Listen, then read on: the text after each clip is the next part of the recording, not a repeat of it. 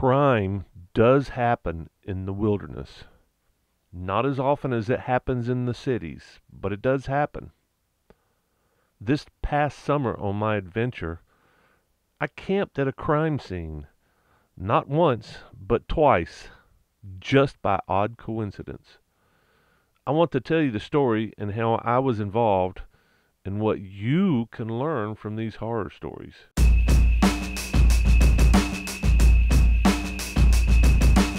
I want to talk about murder at camp and how you might be affected. Unknown to me, I camped 100 yards from the scene of a murder just weeks before. And after leaving this scene, I camped near yet another site of a double murder on the very same road I was camped on. By the time I arrived there, police already had a suspect, or I might have been in real trouble. A bit of background might help explain what is going on here. For many years now, I have been answering questions about the many fears of camping. For years, I have been talking about security and safety in the woods, and why you are safer there than in most cities.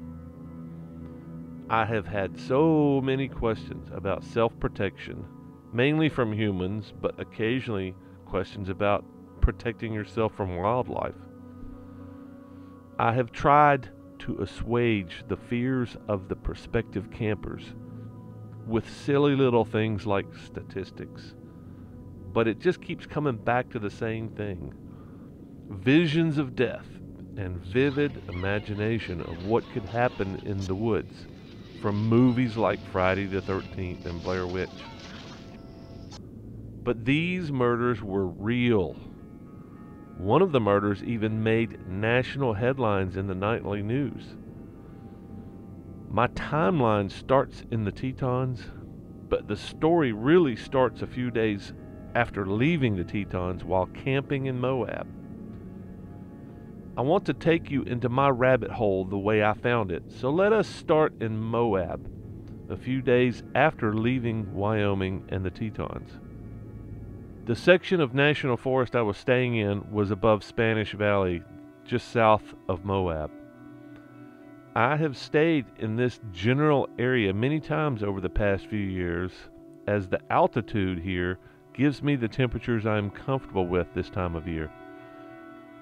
The camping area I stayed in was pretty busy, with 3 to 5 camp spots within earshot, but for the most part it offered a bit of shade during the day and pretty awesome views just a short hike away.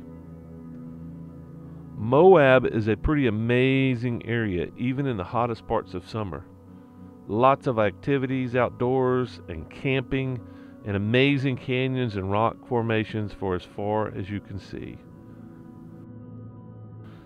It was a surprise to me after a few days of camping and riding in this area that I know very well to see the billboard. I think I glanced at it a couple of times but never really read it. Crystal Turner and her wife Kylen Shulte were murdered on August 14th. 2 dead girls. That is odd. Billboards for the murdered people. Pretty odd too. The story. 2 ladies, recently married, both working at McDonald's in Moab and living cheaply in the hills above Moab. They were murdered, shot in their tent. Screams and gunfire could be heard by other campers nearby. The day before, the couple had texted their friends about a creepy camper that had set up uncomfortably close to them. They did not recognize him as the former co-worker who hated lesbians. The police did not have a suspect for some time, which is why the billboard was put up. They did have a description of a black Toyota Yaris leaving the camp area. After fleeing home to Iowa, Adam Pinkowitz admitted to a former girlfriend to murdering the girls in their tent. Then shortly after, he took his own life with the same type of rounds he used on the girls. This is a truly sad story. 2 innocent girls just living their lives, one disturbed man. This story leaves so many questions. Were they simply at the wrong place at the wrong time? My guess is that the couple knew they were in danger, or at least they were uncomfortable. Could they have done anything to prevent this? Move camp? Call some friends up to come visit? With so many great spots in the area to camp, I probably would have chosen to move.